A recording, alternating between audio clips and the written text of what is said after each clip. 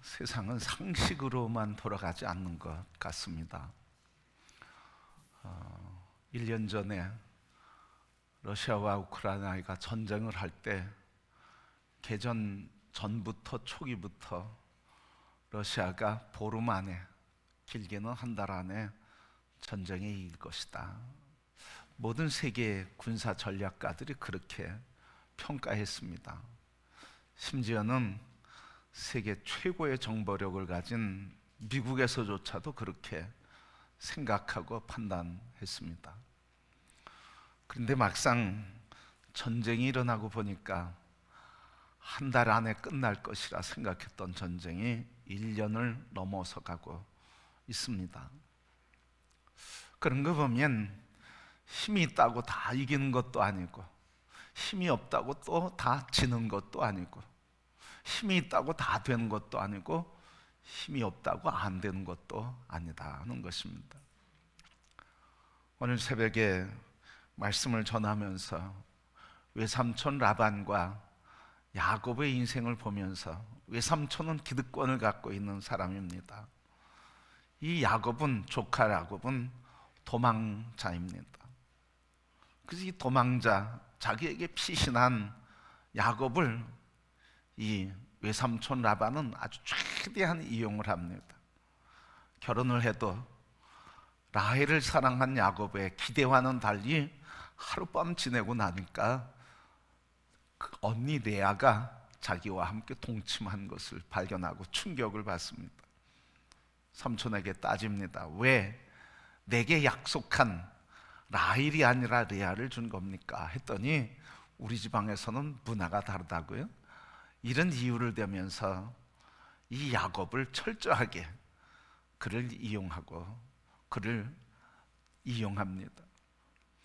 7년 동안 일을 했는데도 품삯 한 번도 주지 않고, 일을 하는데도 10번이나 품삯 주겠다고 하다 거짓말을 하고, 이제 재산을 모아서 살림을 마련했더니 그 재산, 수고와 땀 흘려 모은 그 양떼를 다 자기 삼촌, 외삼촌 그 아들들이 아버지의 재산을 다 빼앗았고 강탈했다고 하며 뒤에서 음해합니다. 그런데 그 중에서도 야곱이 하는 말이 있습니다. 뭐라고 하냐면, 여호와께서 그러할지라도 여호와께서 나와 함께 하시고 생명을 지켜주셨고 복을 주셨다. 바로 여러분, 아주 그 외삼촌 라반 앞에서 이 야곱은 아무 가치 없는 존재일 수 있습니다. 그런데 그럼에도 불구하고 외삼촌이 야곱을 그렇게 철저히 막고 방해해도 하나님께서 함께 하심으로 이 야곱은 그러할지라도 하나님이 함께 하심으로 지켜주셨고 복 주셨다고 하는 고백을 합니다. 그런 걸 보면서 우리 인생은 무능하다고, 아무 능력이 없다고 늘 패배의 인생을 사는 것도 아니고, 유능하고 능력 있다고 해서 항상 그 권력과 권세를 지킬 수, 유지할 수 있는 것은 아니라는 것을 생각하게 됩니다. 오늘 우리의 인생을 살면서 도저히 감당할 수 없는 인생의 문제를 만날 때 우리는 그 문제 앞에서 짓눌려서 포기하기 쉽습니다. 그러나 우리의 인생에 상식적으로 생각하고 돌아보면 힘 있다고 다 되는 것 없고, 힘이 없다고 안 되는 것 없다고 한다고 하면 우리가 도저히 감당할 수 없는 인생의 문제를 통해서 우리가 승리하고 이길 수 있는 비결은 무엇일까? 오늘 본문 말씀을 통해서 하나님의 은혜를 함께 누리며 인생에 감당할 수 없는 문제 앞에서 하나님은 어떻게 그의 삶을 바꿔주시고 승리의 삶을 인도해 주시는지 하나님의 은혜를 누리는 시간이 되기를 축복합니다. 오늘은 사사의 이야기, 삼갈이라는 사사입니다. 오늘 이 삼갈이라고 하는 사람을 소개하는데 에훗 후에 아낫의 아들 삼갈이 있어 소모는 막대기로 블레셋 사람 600명을 죽였고 그도 이스라엘을 구원하였더라. 그렇게 말했습니다. 이 삼갈이 어떤 사람일까? 셈족 언어에 보면 이 삼갈이라고 하는 말이 없습니다. 그런 단어를 쓰지 않습니다. 그래서 사람들이 다 성경을 연구하는 학자들이 공통적으로 얘기하는데, 이 삼갈과 같은 언어, 그 어근이 있는 언어는 이 셈족에는 없으니 이 사람은 이방 사람일 것이다. 이 삼갈이라고 하는 어원을 찾아가 보니까 후르 사람, 호리 사람이라고 하는 이 후손이라고 하는 이야기가 연구 결과 나오게 됐습니다. 그래서 이 삼갈은 이방 사람이었어요. 근데 그냥 이방 사람이 아니라 오늘 말씀에 보니까 이 삼갈이 어떤 이방 사람이었느냐, 아낙의 자손이다. 오늘 말씀 아낙의 아들이라고 그랬습니다. 근데 여러분, 이 아낙이라고 하는 것은 가나안의 신이에요. 폭풍의 신, 천둥의 신, 우레의 신입니다. 그러니까 이 삼갈은 가나안 우상 아낫이라고 하는 폭풍의 신의 아들이에요. 그러니까 우상을 섬기는 사람이죠. 그런데 우상을 섬기는 이 아낙의 아들인 삼갈이 어떻게 하나님께 쓰임 받는 거죠? 어떻게 이렇게 블레셋의 공격 앞에서 막대기로, 소모는 막대기로 600명을 물리칠 수 있었느냐 하는 말이죠.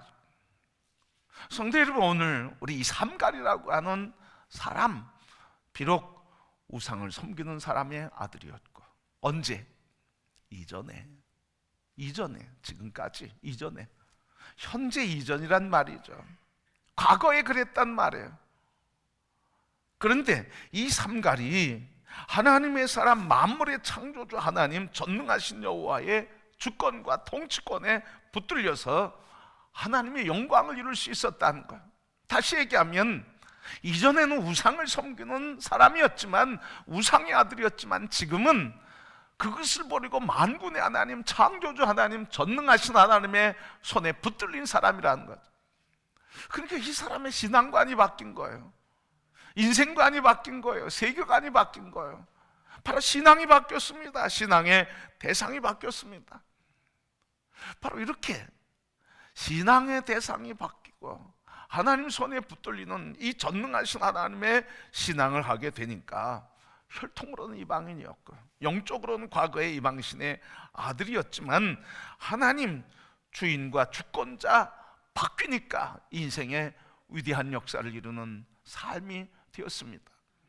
성도 여러분, 바로 위대한 역사는 어디에 나타납니까? 주권자가 바뀌는 거예요.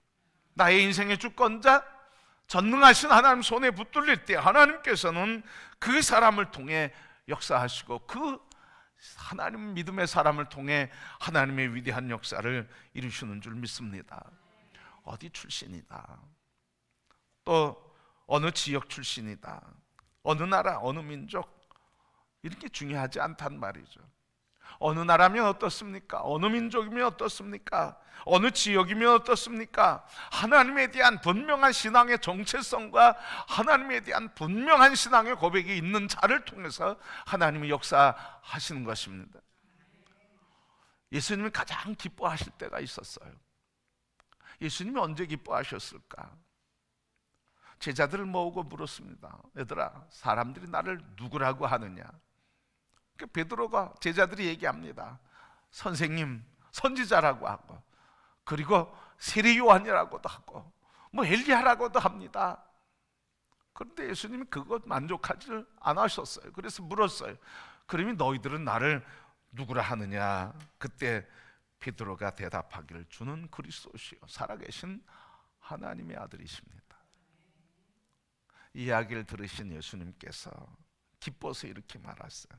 바요나 시몬아, 내가 복이 있도다. 알게 하시는 이는 하나님이시다. 내가 내게 천국 열쇠를 주리라. 열면 닫을 수 없고 닫으면 열 자가 없느니라. 여러분, 이 천국 열쇠를 받은 축복, 닫으면 열 자가 없고 열면 닫을 자가 없는 이 하나님 나라의 축복의 권세의 열쇠, 열고 닫는 권세를 언제 받았습니까? 바로 신앙관이 분명했을 때, 예수 그리스도 당신은 하나님의 아들이요 하나님이십니다고 하는 분명한 신앙, 내가 믿는 하나님이 이런 전능하신 하나님이라고 하는 분명한 신앙, 그 신앙을 가지고 분명히 고백할 수 있었던 이 믿음, 이 신앙이, 이 고백이 인생을 바꿔, 그리고 그 인생을 통해 하나님의 역사를 이루어 주셨습니다. 근데 놀랍게도 우리 그리스도인들 중에 예수 그리스도의 이름을 말하기를 주저하는 사람들이 있어요. 그래서 기도할 때 선포하고 기도하십시오 이러면 잘 기도 못해요. 이러면 병마가 있고 질병이 있을 때, 아픔이 있고 문제가 있을 때 선포하십시오. 문제를 향해서, 질병을 향해서, 병만을 향해서, 어둠의 권세를 향해서 선포하고 기도하십시오. 그런데 잘 못한다는 거예요. 예수 그리스도의 이름으로 병만은 떠나갈지어다. 여러분, 얼마나 쉬워요. 근데 잘 못해요. 이 고백을 못한다는 것은 다른 말로 얘기하면 예수 그리스도의 전능하심과 능력과 권세에 대한 확신이 부족하다는 거예요. 아니, 세상에서 복권 10,000원짜리만 당첨돼도 1,000,000원짜리만 당첨돼도 누구 만나는 사람마다 얘기해요. 그때 하늘의 권세를 가진 예수 그리스도, 죽은 자를 살리시는 예수 그리스도, 나의 인생의 목자가 되시고 치료자와 구원이 되신 예수 그리스도가 나의 주님이시고 나의 생명이신데 그 얘기를 못하는 거예요. 하나님이 도와주실 거야, 이 얘기를 못해요. 주님이 위로해 주시고 치료해 주실 거야, 이 얘기를 못해요. 왜요? 신앙관이 분명치 않으니까, 그분을 믿지 않으니까, 그분의 전능하심을 믿지 못하니까 그걸 얘기 못하는 거예요. 부끄러워서? 아니 여러분, 믿으면 뭐가 부끄럽겠어요? 1,000,000원 당첨됐는데 부끄러워서 얘기 못합니까? 아니잖아. 여러분, 하나님을 부끄러워하지 않기를 바랍니다. 예수 그리스도의 이름을 자랑하시길 바랍니다. 그분의 이름은 능력입니다. 그분이 우리 안에서 우리의 주권자이십니다. 그분을 믿음으로 말할 때 하나님의 그 믿음의 고백대로 역사하시고 하나님께서 여러분을 통해 위대하게 일하실 것입니다. 다윗이 골리앗과 싸울 때 뭐라고 그러면서 나갔어요? 너는 검과 칼을 가지고 나오지만 나는 만군의 여호와의 이름으로 나가노라. 만군의 여호와의 이름을 부르고 나갈 때 하나님께서 그 믿음대로 역사하시고 하나님께서 승리하게 하신 것입니다. 그러게 여러분, 우리에게 중요한 건 신앙관. 이 신앙관이 분명해야 세계를 바르게 볼 수 있어요. 이 신앙관이 분명해야 세계관이 바르게 세워질 수 있는 거예요. 세계의 주권자와 통치자가 하나님이라고 하는 이 신앙을 가질 때 우리 세계관도 하나님 중심의 세계관을 갖는 거예요. 근데 이 하나님 중심의 세계관은 어디에 머무르냐? 사람들이 교회 안에서만 하나님 중심의 세계관을 얘기해요. 사회에 나가서는 물질 중심의 세계관, 명예와 권력 중심의 세계관, 인간 중심의, 동호회 중심의 세계관, 자기 편 중심의 세계관을 갖고 살아가요. 전능하신 하나님이 통치하신다고 하는 하나님의 주권과 하나님의 통치권을 인정하지 않고 세상의 가치관과 세계관을 가지고 살아가요. 그러니 여러분, 그런 가치관 갖고 살아가는데 우리 자녀들 보고 하나님 믿으라고 하는 게 통하겠습니까? 내가 그렇게 사는데 다른 사람들에게 하나님 전능하신 하나님, 문제를 해결하시는 하나님이라고 말할 수 있습니까? 못하는 거죠. 그래서 신앙관이 분명한 사람은 가치관과 세계관이 분명한 거예요. 그래서 이 가치관과 세계관이 분명한 사람은 교회 안에서나 교회 밖에서나 언어가 똑같은 거예요. 믿음의 언어, 하나님의 언어. 이 믿음의 언어를 함으로써 하나님께서 세상에서도 하나님의 능력을 따라 우리를 들어쓰게 하시는 줄 믿습니다. 이 삼갈이 그런 사람이었어요. 자기가 믿는 하나님, 교회 안에 갇혀있는 하나님이 아니라 역사와 세계를 통치하시는 주권자다 되시는 하나님이라고 하는 이 세계관을 가지니까 교회 안에서나 교회 밖에서나 문제 있을 때나 없을 때나 블레셋이 침략할 때나 평강이 있을 때나 언제든지 하나님, 만군의 하나님이라고 하는 세계관을 갖고 말하고 선포할 수 있었던 겁니다. 그러기에 성도 여러분, 믿음의 분명한 신앙관을 갖기를 바랍니다. 예수 그리스도, 그분은 우리의 구주이시고 그분은 그리스도 예수 안에서 하나님 우리의 전능하신 주권자여 창조자이시며 그분 안에서 성령님은 우리의 능력이 되시는 권세의 주님 되신 것을 믿으시길 바랍니다. 이게 분명하면 여러분 세계에 나가서, 세상에 나가서 그 얘기하는 거죠.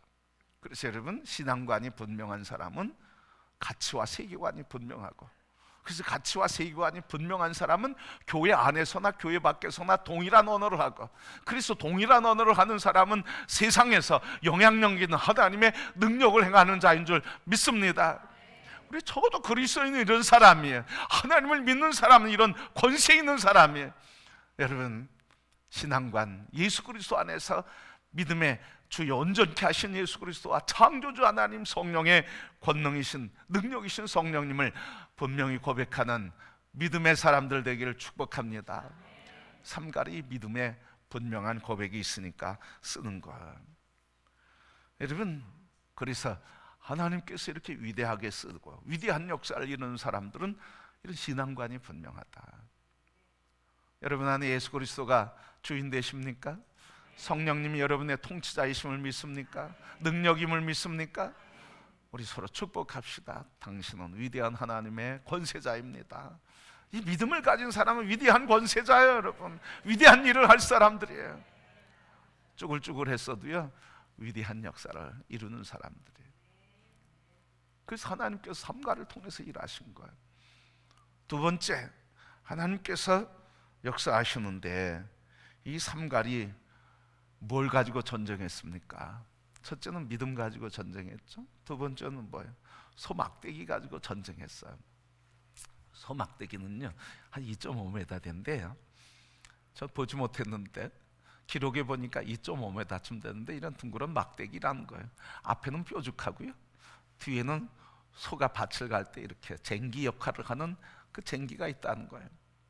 그러니까 이걸 들고 다니면서 소 공격해오고 그 해하는 동물들이 오면 그걸 찔러서 막아서 동물들의 공격을 막는 도구로 쓰기도 하고, 또 뒤집어서 이렇게 땅에 대고 소가 끓는데 그 막대기를 끈 연결해서 이렇게 하면 땅을 가는 쟁기로도 쓸 수 있는 도구가 이 소막대기라는 거예요. 근데 이 삼갈은 뭘 가지고 전쟁한 겁니까? 소막대기 가지고 전쟁했어요. 이 전쟁이 이기겠습니까? 지겠습니까? 소막대기 가지고 전쟁한다는 건요 물어볼 것도 없어요. 승리를 상상할 수 없는 거예요. 당연히 지는 전쟁입니다. 그런데 누구라도 이길 것이라고 생각하는 사람은 아무도 없어요. 그런데 이겼어요. 오늘 보니까 600명을 물리쳤대요. 600명을 죽이고 승리했대요. 뭐를 통해서? 막대기를 통해서. 그러면 물어봅시다, 여러분. 막대기가 사람을 이기게 했을까요? 막대기를 통해서 하나님이 이기게 하셨을까요? 삼갈은 막대기 봤을까요? 하나님 봤을까요? 아멘. 삼갈은 막대기를 본 게 아닙니다. 자기 자신도 막대기 가지고 군사를 이길 거라고 생각하지 않았습니다. 그러나 여러분, 막대기가 아니라 전능하신 하나님 만군의 여호와가 이 막대기를 통해서도 역사하신다고 하는 그 하나님을 바라봤습니다. 다윗이 돌 보지 않았습니다. 다윗이 본 것은 돌이 아니라 만군의 하나님, 전능하신 하나님을 보고 나간 겁니다. 하나님이 이기게 하신 거죠. 그런데 사람들이 하나님을 보기보다는 도구인 막대기를 봐요. 그래서 이 막대기 가지고 전쟁할 수 있느냐? 이거 가지고 싸울 수 있느냐? 이거 가지고 창을 뚫을 수 있는, 방패를 뚫을 수 있느냐? 이거 가지고 칼을 막을 수 있느냐? 여러분, 막대기 가지고 칼을 막을 수 있습니까? 이 블레셋은요 철기 문화를, 청동기 문화의 사람들이에요. 이스라엘 사람들은 뭐예요? 막대기 가지고 싸운 거예요. 여러분, 청동기가 없어요. 칼을 없어요. 쇠칼이 없단 말이죠. 그러니까 나무 막대기 가지고 전쟁을 한 거예요. 철기 문화, 현대화된 문화, 그 군사력을 이길 수가 없는 거예요. 여러분, 다윗이 돌물매 본 게 아니라 전능하신 하나님을 본 거죠. 바로 오늘 이 삼갈이 이길 수 있었던 것은 도구를 본 게 아니라 전능하신 하나님을 본 거예요. 도구를 믿은 게 아니라 전능하신 하나님을 믿은 거예요. 도구를 붙잡은 게 아니라 전능하신 하나님을 붙잡은 거예요. 도구에 붙잡혀 산 것이 아니라 전능하신 하나님께 붙들려 산 거예요. 그런데 오늘 우리들이 여전히 돈이 얼마 있어야 되고, 자본이 얼마 있어야 되고, 사람들이 어떻게 되고, 사람의 이 땅의 것 자꾸 도구들을 생각해요. 여러분, 도구가 여리고성을 무너뜨렸습니까? 아니야.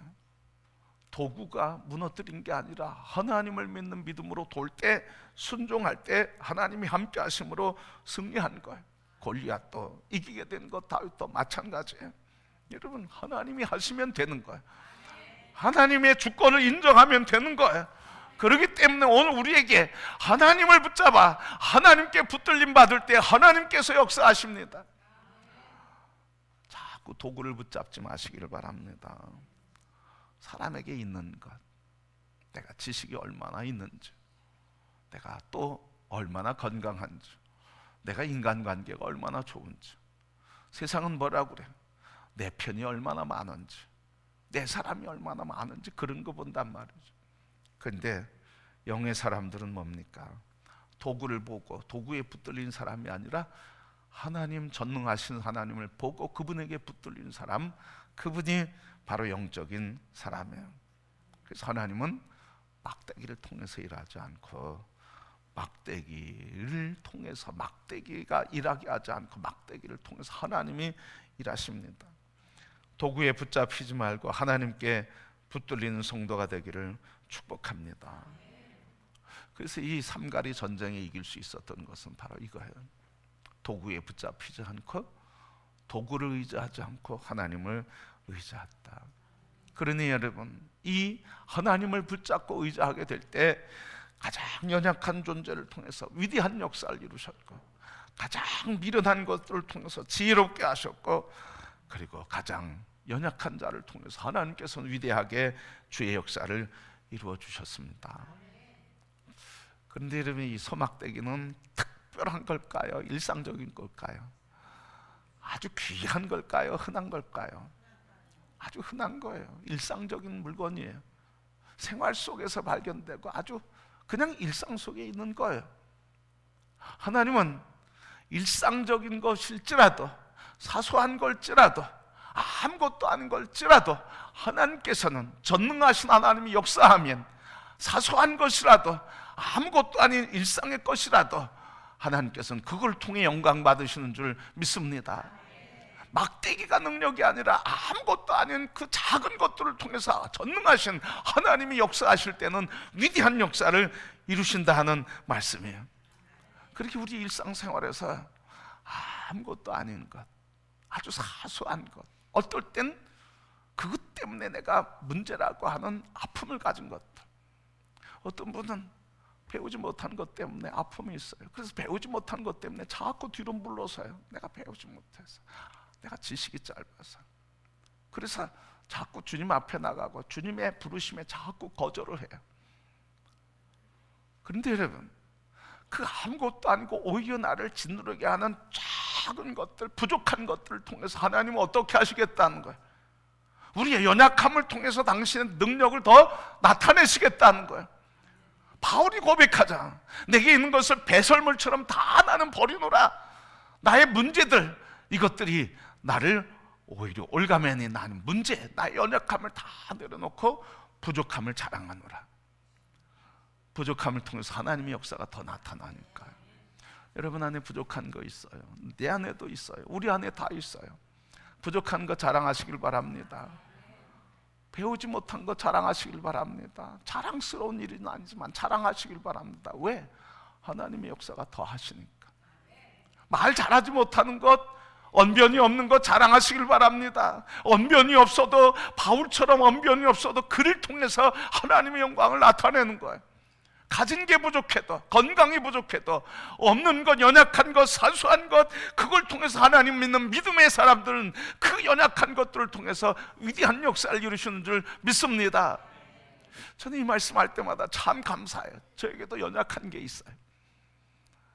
제 연약한 게 뭔지 아십니까, 여러분? 저 연약한 게 말 잘 못하는 게 연약한 거예요. 믿지 않으시죠 지금? 그래요, 저도 지금은 믿을 수가 없어요. 근데 제가 학생 때, 대학생 때 학생회장을 하는데, 학생회장 당선되고 나서 얼마나 불편하고 힘든지 몰라요. 왜 여러분? 그 당시 80년대는 뭐 했습니까? 대학교가 그냥 데모로 시작해서 데모로 끝나, 학기가. 그러니까 학생회장 하려면 뭐 해야 돼? 아니 학생들을 이끌고 대모를 이끌고 선동해야 되잖아. 그리고 선동할 뿐만 아니라 앞장서서 그 싸움의 정당성을 얘기하고, 그리고 이 사회에 불편한 것들, 그리고 불의에 대한 것들, 정권에 불이하던 것들 막 얘기해야 되잖아. 근데 늘 그게 고민이야. 왜? 이 안엔 두려움이 있어요. 사람들 앞에서는 말하는 두려움이 있어요. 그래서 늘 걱정이야. 긴장되는 거야. 무슨 말을 해야 되나. 그래서 학생회장 하면서도 늘 긴장되는 거예요. 아니 시위한다 그러면 시위는 좋은데 내가 앞장서야 된다는 게 불편한 거예요. 그래서 여러분 그때부터, 그 전부터 그랬던 것 같아요. 늘 뭐 했어요? 무슨 얘기해야 될지 메모하기 시작했고요. 그래서 서론, 본론, 결론이 뭔지 얘기하기 시작했고요. 글을 쓰기 시작했어요. 말하기 전에. 그러다 보니까 나도 모르게 뭐가 됐어요?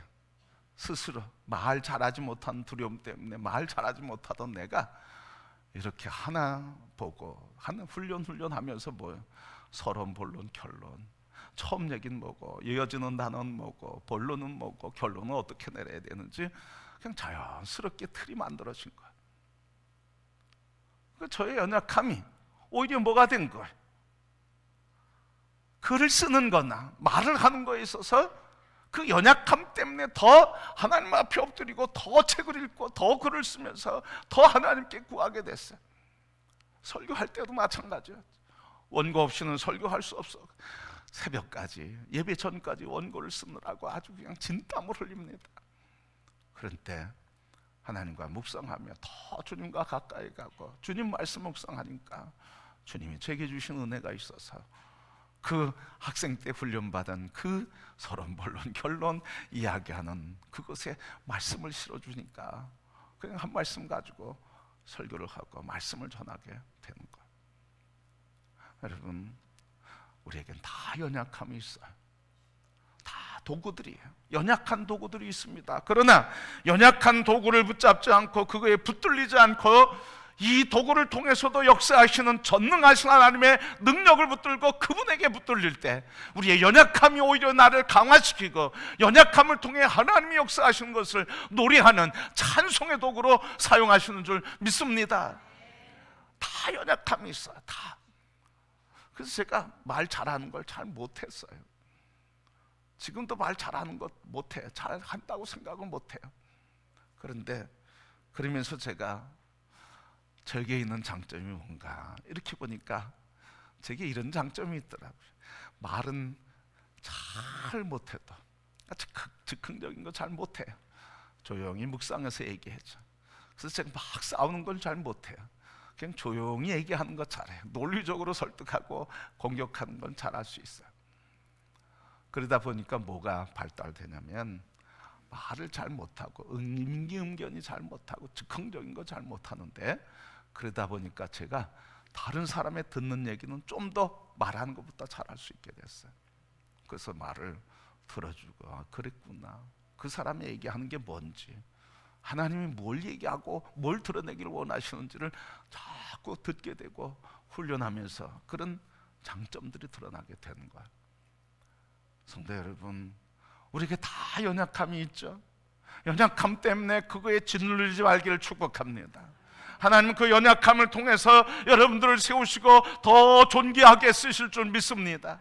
연약한 것이 여러분을 휘둘리게 하지 말고 전능하신 하나님이 여러분을 이끌어 가도록 하나님께 여러분을 내어드리기를 바랍니다. 그래서 도구에 붙들린 인생이 아니라 전능하신 하나님께 붙들린 인생이 될 때 하나님께서는 연약한 나를 통해 하나님의 영광을 나타내시니 연약한 것 볼 때마다, 발견할 때마다, 그 연약한 것이 드러날 때마다 하나님 엎드리며 겸손히 제가 이렇게 연약합니다. 전능하신 하나님만이 나를 회복할 수 있으니 하나님 도와주옵소서. 믿음의 길을 걸어가고 승리의 삶을 살게 해주시는 축복의 통로가 될 줄 믿습니다.